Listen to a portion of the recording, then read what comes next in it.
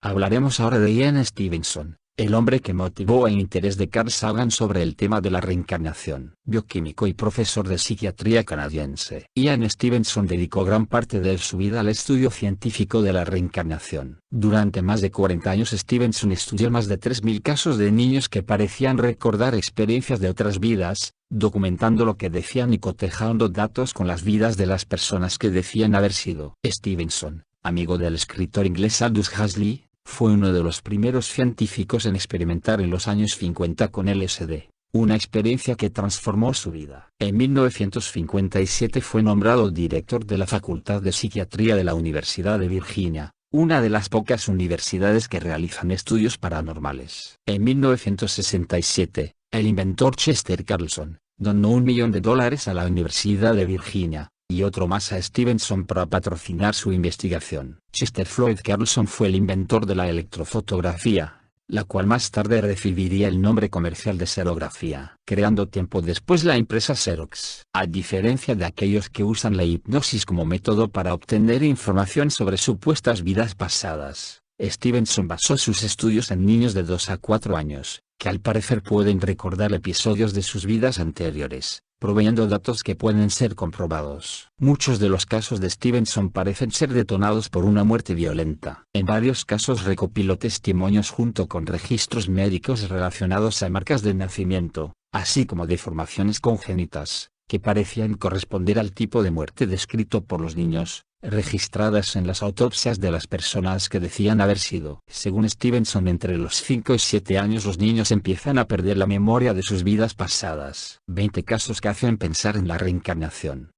Es el título del primer libro de Ian Stevenson, aunque previamente había publicado ya bastantes trabajos en el Journal of Scientific Exploration, revista trimestral de la Society for Scientific Exploration, donde describe 20 casos de niños que aparentemente tuvieron recuerdos de vidas pasadas. Ian Stevenson publicó sus trabajos en varios libros, que gracias a la rigurosidad de los mismos, así como a la disponibilidad financiera que le permitió dedicar 40 años de su vida a estudiar estos casos, han conseguido presentar a la comunidad científica, y al público en general, importantes argumentos a favor de la realidad de la reencarnación. De entrada, Stevenson rechazaba el uso de la hipnosis. Para él, los recuerdos evocados por la hipnosis son una mezcla de varios ingredientes, entre los que pueden figurar la personalidad actual del sujeto, sus expectativas de lo que piensa que quiere el hipnotizador, sus fantasías sobre lo que cree que fue su vida anterior, y quizá también elementos de origen paranormal. Los recuerdos espontáneos de niños muy pequeños ofrecen mucha más credibilidad,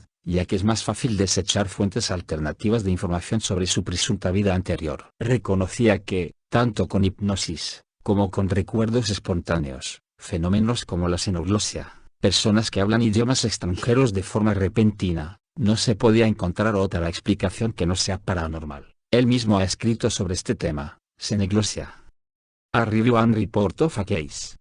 Aunque para Stevenson, paranormal no implicaba necesariamente reencarnación, ya que entendía que este conocimiento sobre la presunta vida anterior también podría, quizás, explicarse por telepatía, clarividencia o influencia de una personalidad desencarnada. Los testigos imparciales también eran de gran valor. Cuando el niño se encuentra con su familia anterior, no suele ser observado por personas no relacionadas con alguna de las dos familias implicadas. Stevenson afirmaba, que en muchos casos, a la familia no le producía ningún bien los recuerdos del niño, y que no estaban interesados en que se supieran públicamente. De hecho, castigaban con frecuencia a los niños para que no lo contasen. El comportamiento de los niños, era para Stevenson, una de las mejores demostraciones de la realidad o no de los recuerdos. El comportamiento del niño delante de su anterior familia, acompañado casi siempre de una gran carga emocional, es algo muy difícil de fingir. Stevenson ofreció numerosos casos destacables de estos comportamientos, especialmente comprobables en la sociedad india, que tiene muy establecidos los comportamientos y actitudes entre castas y entre miembros de la familia.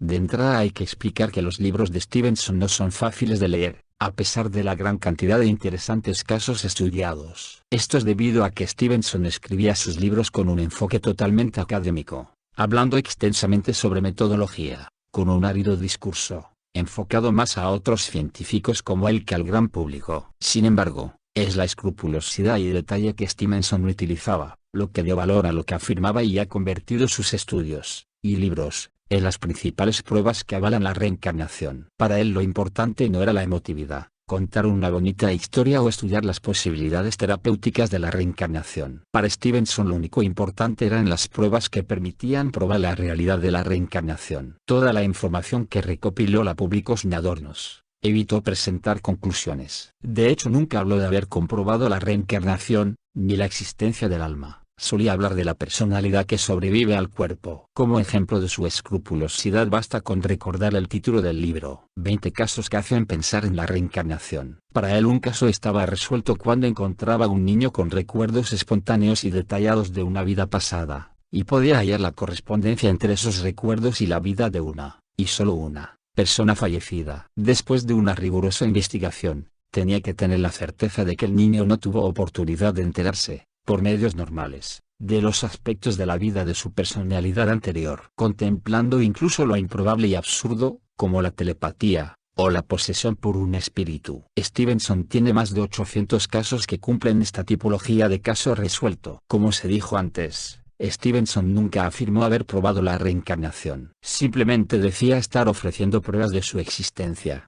y dejaba a los demás decidir si esas pruebas demostraban la existencia de la reencarnación o no. Sin embargo, también afirmaba a aquellos a los que estas pruebas no les eran suficientes. ¿Qué pruebas?